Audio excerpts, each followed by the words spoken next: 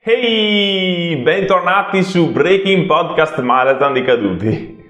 Vi ricordo che siamo in periodo di grandi citazioni Malazan. Questo è l'ultimo giovedì di marzo in cui potete postare una citazione facendo una semplice storia su Instagram e aggiungendo il mio tag Podcast Malazan e l'hashtag Podcast Malazan.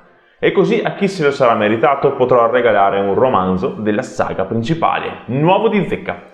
Siete contenti o no? Conto su di voi. Mettiamo in pausa il filone di Felisin per quanto riguarda la dimora fantasma per cominciarne un altro del tutto nuovo e, come avrete letto nel titolo, dedicato al trail più famoso delle 7 città, Mappo. Yuhu!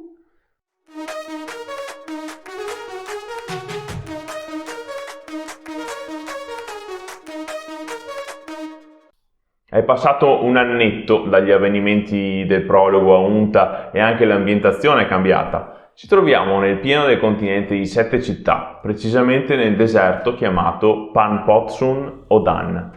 Due tizi scherzano tra loro. Icarium vorrebbe apparire come un sacerdote della tribù Tanno, quindi un umano, ma lui è altissimo e con la pelle grigio-verde. Una missione impossibile e Mappo glielo fa notare. Beh, che dire. Un'ottima presentazione per questa nuova coppia di personaggi. Andiamo a vedere chi sono. Icarium è appunto uno Yag, significa che è un mezzo Yagut. Per chi non lo ricordasse, abbiamo visto uno Yagut risvegliarsi sul finale dei Giardini delle Luna con conseguenze catastrofiche. Icarium, per fortuna, dico io, è Yagut solo per metà. Fisicamente appare alto 7 piedi, che si traduce in più di 2 metri, ma non eccessivamente muscoloso. La sua pelle glabra è grigia, che diventa verde oliva sotto il sole intenso. Ha una faccia segnata, consumata dal tempo, con occhi grigi e pupille verticali. Ha canini prominenti, quasi zanne. Le armi che porta sono un arco e una spada antica. Se siete stati attenti nella lettura del primo romanzo, Icarium viene nominato nel capitolo 20 e precisamente ci viene indicato come il costruttore di macchine. Ha costruito un grande orologio ad Darushistan che segna al millesimo di secondo il passaggio delle ere. Inoltre anche Anoman el-Rake lo ricorda in una conversazione con Baruch. Mappo e Icarium gli hanno fatto visita in compagnia di un certo Osserk, circa 8 secoli fa. Credo possa bastare questo per renderlo un personaggio interessante, no? Di certo ora sappiamo che questi qui sono in giro da un bel po' di tempo. Passiamo a Mappo. Fa parte di una razza diversa, ancora non l'avevamo vista. Si presenta grande e grosso con spalle larghe, braccia lunghe e muscolose e una criniera di capelli neri intrecciati e tempestati di feticci. Ha la pelle marrone e gli occhi color sabbia, incastonati in una faccia pallida e dalle ossa robuste. Possiede enormi canini affilati e dita rugose. Bene, ora che abbiamo capito con chi abbiamo a che fare, vi faccio notare alcune cose della scena che leggiamo. La prima è che Icarium è travestito da umano, anche se la cosa non gli riesce molto bene. Da qui capiamo che la coppia sta cercando di viaggiare inosservata e non ha piacere di farsi scovare, come se quella che stanno perseguendo fosse una missione segreta. Inoltre, stanno osservando la distesa di sabbia, vedendo passare un demone aptoriano, peloso e con la testa lunga e piatta, con 2 gambe posteriori e una sola anteriore. Lo definiscono come un ricognitore di trono d'ombra, mandato per indagare su ciò che deve accadere in vista di una certa convergenza, a cui mancano ancora molti mesi. Attualmente il demone è diventato un servo di Shaik, la quale è accampata nei dintorni con un esercito. La coppia di amici pensa bene di seguire quella creatura per pura curiosità accademica, per le ossa raggrinzite di Ud. Prendiamo fiato, per carità.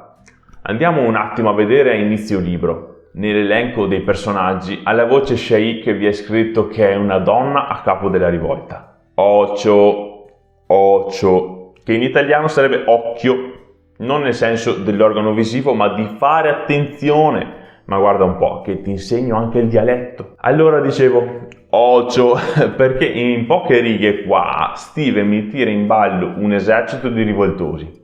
Il dio dell'ombra e il demone che ormai non è più il suo servo, ma soprattutto si parla di convergenza, qui, di già, nel primo capitolo. Erickson ci lancia un bel appiglio. Proseguiamo. Nel paragrafo successivo riusciamo ad avere alcune informazioni molto importanti che per prima cosa rispondono alla domanda: cosa ci fanno questi due nel deserto? Ikarium sta seguendo il sentiero delle mani, il quale porterà a una destinazione dove finalmente potrà ottenere alcune risposte sul suo passato, sulle sue origini. Tutto molto bello, ma soprattutto complicato, perché la leggenda narra che il sentiero delle mani porti all'ascendenza verso le Taken and Divers, che lo seguono fino alla fine. Precisazione doverosa: questi appena nominati sono i mutaforma, in poche parole persone dal grande potere, che possono trasformarsi in un animale, per quanto riguarda i Soul Taken, e in più di un animale invece per i Divers.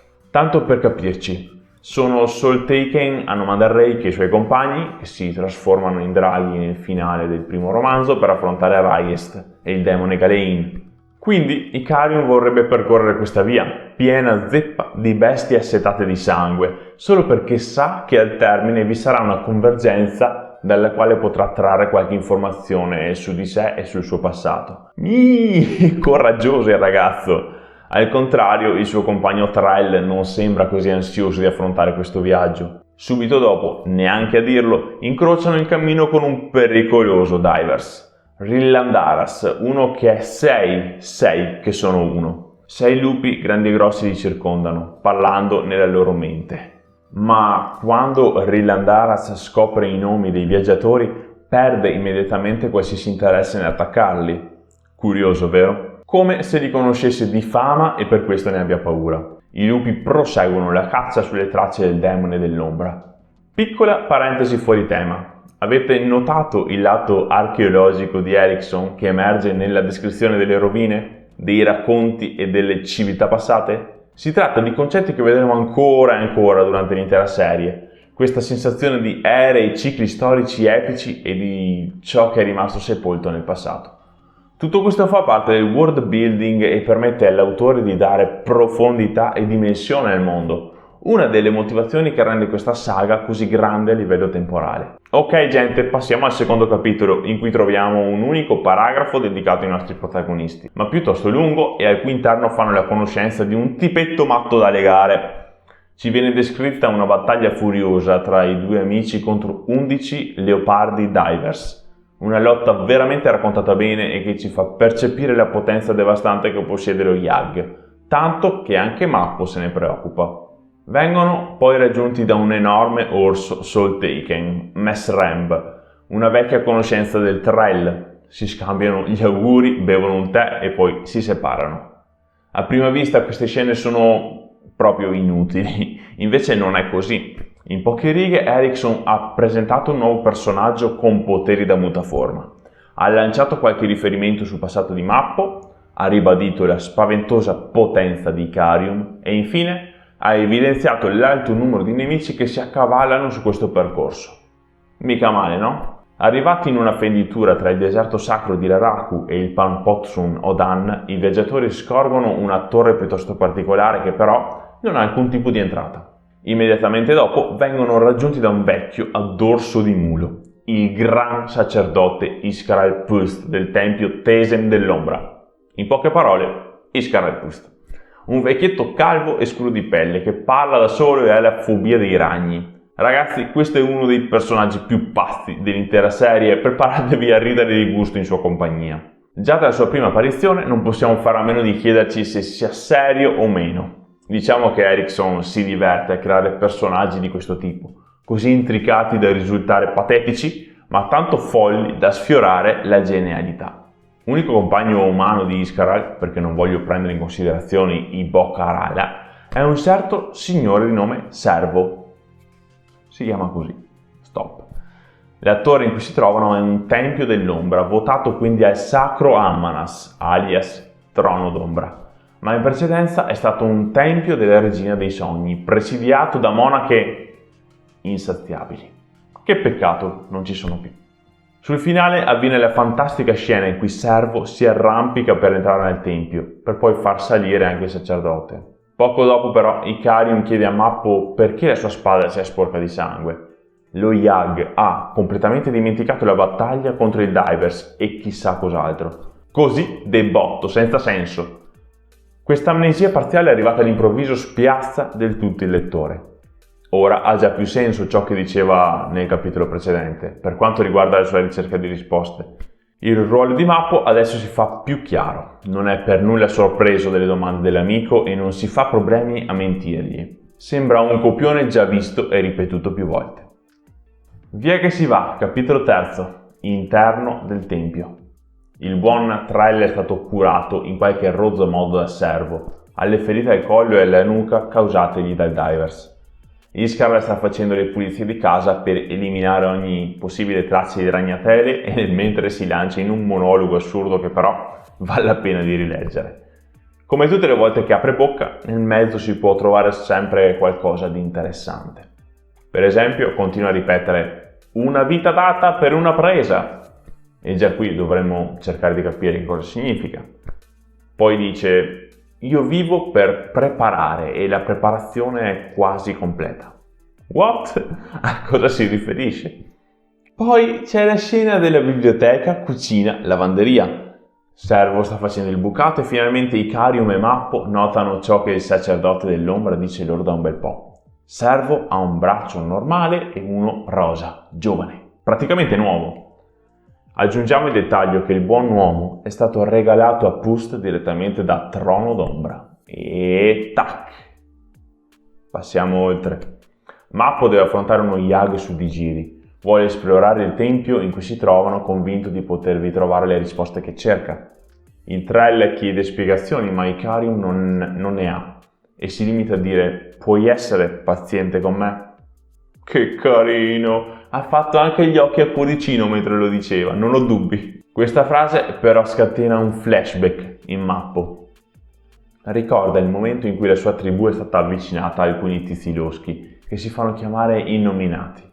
Si sono presentati incappucciati, con dei bastoni sul quale erano incise strane rune. Uno di loro si rivolge a Mappo chiamandolo guerriero, eletto, e dicendogli che gli Innominati non ragionano in anni ma in secoli. Infine gli chiede cosa può imparare riguardo alla pazienza. Quindi, se Mappo ha ricordato questo fatto dopo la richiesta di Icarium, significa che gli Innominati e lo Yag sono collegati? Inoltre, se ci fate caso, in tutta la loro conversazione si nota palesemente che Mappo cerca di deviare i ragionamenti dell'amico tentando di cambiare argomento e di portarlo fuori strada. Riusciamo a vederlo anche perché possiamo leggere i pensieri del Trell. Andiamo allora a esplorare l'antico tempio di Tesem. Si va nel prossimo episodio. Ragazzi e ragazzi, abbiamo introdotto anche questo nuovo personaggio. Com'è andata?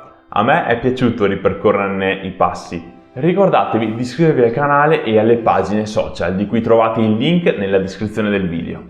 Se vi è possibile, condividetelo. Sono certo che avrete degli amici che hanno letto o stanno per iniziare La Dimora Fantasma. Perciò conto su di voi per la diffusione dell'episodio. Grazie per la compagnia. Adios!